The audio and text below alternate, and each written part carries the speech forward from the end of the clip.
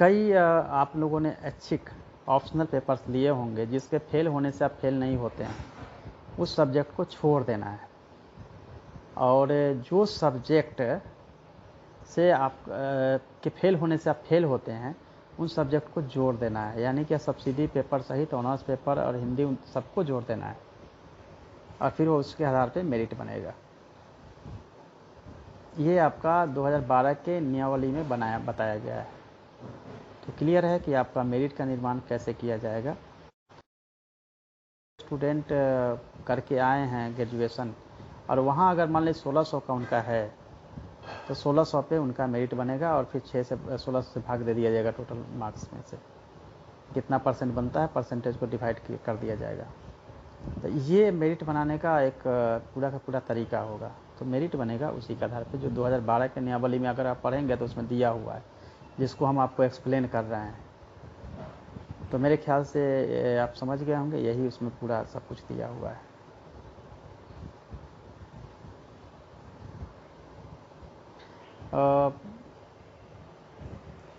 उसके बाद भी अगर आपको कोई दिक्कत है तो मुझे बताइए।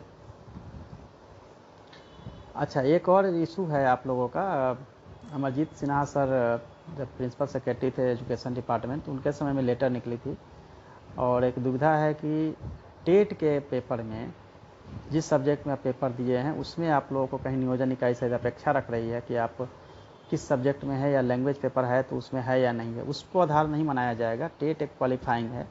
आपका ग्रेजुएशन में कौन सा सब्जेक्ट है जो कॉम्बिनेशन है, तो ग्रेजुएशन स्नातक के पेपर के आधार पे आपका डिसाइड होगा। पेपर भाषा का पेपर है या कोई भी सब्जेक्ट का, तो इसलिए टेट में अगर सपोज डेट आपने ग्रेजुएशन किया है हिंदी से और टेट में अपने हिंदी नहीं है आपका, तो भी आपका जो मेरिट होगा वो बनेगा स्नातक में जो पास किए हैं उससे। यानी कि हिंदी में अगर आप हिंदी से ऑनर्स हैं, आप ग्रेजुएशन किए हैं, तो हिंदी से आप कर सकते हैं और आपका उस सब्जेक्ट के टीचर बनेंगे आप। तो इसमें कोई दिक्कत नहीं है। तो मुझे लगता है यह दूसरा भी आपका पॉइंट जो है क्लियर हो चुका है। पहला पॉइंट भी मैंने क्लियर कर दिया आपको कि मेरिट कैसे बनेगा, दूसरा जो सब्जेक्ट का है वो मैंने क्लियर कर दिया। तीसरा एक पॉइंट आता है कि 55 से 70% के बीच में जो वेटेज मिलता है, जो लोगों ने टेट पास किया है, वो 2 मार्क्स का जो वेटेज मिलता है वो कई अलग अलग ग्रेडिंग में रखा गया था। तो आप लोग को बता दूं कि जल्दी ही जब टीचर को लेकर जो सर्विस कंडीशन बन रहा है उसमें उसको हटा दिया जाएगा और केवल क्वालिफाइंग है तो क्वालिफाइंग रहेगा टेट, उसमें कहीं भी वेटेज नहीं मिलेगा। अभी जो 50 से 55 के बीच में हैं, जिनको कि कम कर दिया गया था 50 से 55 को वेटेज नहीं दिया जा रहा है, 55 से 70 वाले को 2 मार्क्स का वेटेज दिया जा रहा है। तो 50 से 55 वाले को वेटेज नहीं दिया जाएगा, क्योंकि अगर वेटेज दिया जाएगा सबको तो फिर वेटेज का मतलब ही नहीं रहेगा कि सबको वेटेज मिल रहा है। तो 50 से 55 में भी ऑलरेडी ये डिसीजन हो गया था कि नहीं मिलेगा वेटेज। फिर भी अगर इसमें कोई गिरभांश है तो आप गिरभांश कंट्रोल रूम में नोट करवाएंगे तो वहाँ से हम लोग चेक कर लेंगे कि उसमें क्या हुआ है।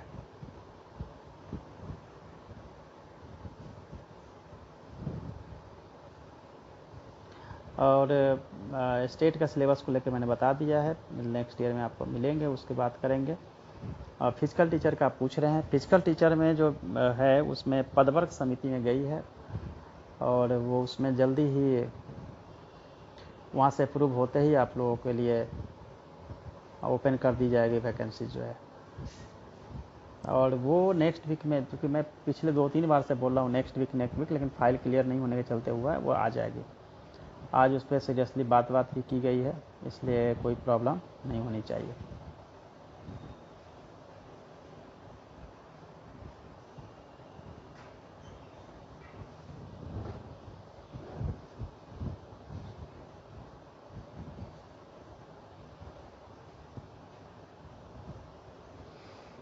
कई ऐसे हैं जो आप बोल रहे हैं कि टेट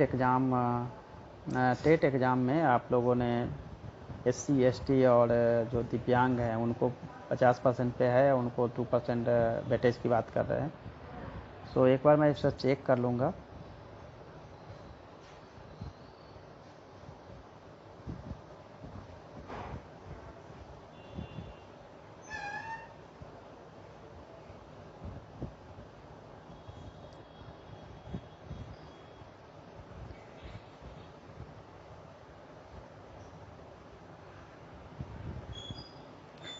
जो भी इससे संबंधित या दूसरी जो बातें हैं जिसके बारे में आप जानना चाहते हैं, तो जो भी ब्रजेश कुमार पूछ रहे हैं सेवा शर्त कब आएगी, जल्दी ही आपके सामने होगा और बहुत अच्छा है। दिसंबर सीटेट को अलाउ के बारे में पूछ रहे हैं, तो वो माननीय उच्च न्यायालय द्वारा जो डिसीजन आएगा उसके बाद ही विचार हो सकता है। कैंप का बात कर रहे हैं, कैंप में भी ऑनलाइन का जो है वो भी हम लोग उसको एक्सेप्ट करते हुए उसको करवाएंगे। लाइब्रेरियन का भी जल्दी ही उसको हम लोग करेंगे। और बाकी आपके जो क्वेश्चंस हैं, सिलेबस मैंने कहा है कि जल्दी ही SCERT द्वारा जारी होगी और आपके सामने हम उसको रख देंगे।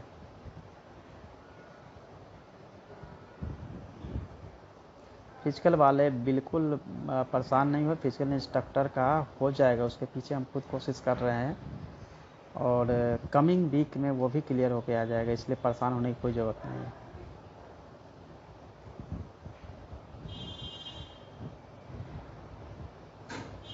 स्टेट वाले पे बोलने के लिए कैंप के माध्यम से बिल्कुल ट्राई होगा।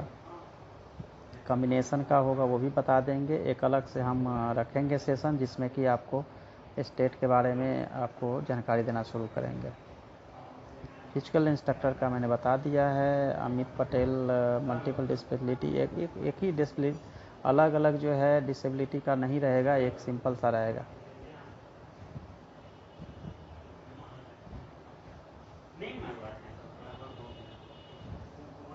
और निगेटिव थिंकिंग, निगेटिव माइंड, इस सबसे आप लोग बचिए, क्योंकि हमेशा जो है वो पॉजिटिव एटीट्यूड के साथ जैसा आप सोचते हैं वैसा बनते हैं। पॉजिटिव एटीट्यूड रखिए, पॉजिटिव सोचिए, एजुकेशन पढ़ाई पे ध्यान दीजिए। ज़्यादा से ज़्यादा समय आपका जो है वो पॉजिटिव मूड में निकलना चाहिए। आप जितना ज़्यादा डिप्रेस होंगे, गलत सोचेंगे, उतना गलत आपके माइंड के हिसाब से शरीर जो है रिस्पॉन्ड करता है। यूथ की बहुत बड़ी ज़रूरत है कि यूथ जो है बिल्कुल सही डायरेक्शन में सोचे, सही डायरेक्शन में काम करे।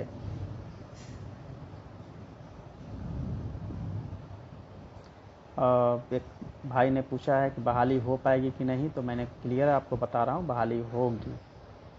बहाली को नहीं रोका जा सकता है, बहाली बिल्कुल हो जाएगी, ये मैं आपको बोल रहा हूँ। इसलिए बहाली को लेके कहीं भी डाउट रखने की कोई ज़रूरत नहीं है। और जितना डिले होना था हो गया, अब जो है फाइनल कंक्लूजन जो है वो आएगी ही और बहाली की प्रक्रिया पूरी हो जाएगी। 1 से 5 पूछ रहे हैं, 6 से 8 पूछ रहे हैं, दोनों में होगी, उससे कोई दिक्कत की बात नहीं है। और वैसे भी जो मैं क्लासेज लेता हूँ आपके कॉम्पिटिटिव एग्ज़ाम की तैयारी को लेकर, तो वो भी हम लेते रहेंगे। और बीच में जब भी कुछ भी ज़रूरत महसूस होता है, कुछ जानना चाह रहे हैं, कुछ आपको पता नहीं है, तो वो भी हम आपको बताएंगे।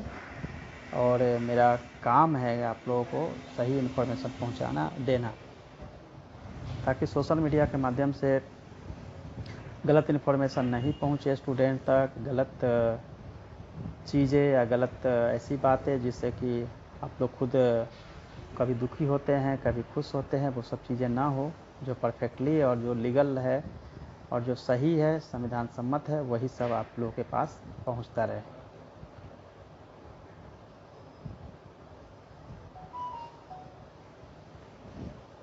भाषा के बारे में आप